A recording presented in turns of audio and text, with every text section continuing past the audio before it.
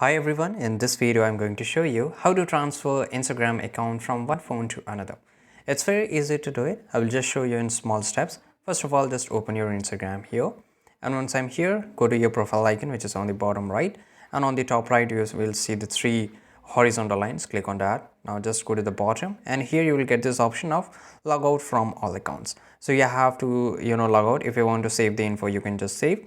And once you log out, so like here you can see that I have logged out from one of my account, and you will be back to the login page, right? So here you will get this option that if you try to open your Instagram in a different account, so let's say this is my different phone, I will just go to my I will select login into another account, and I will just enter all the info which is the same info of that my account, like that. For here you can just see, and here I'll just click on login, and I will able to log in my same account in my another phone.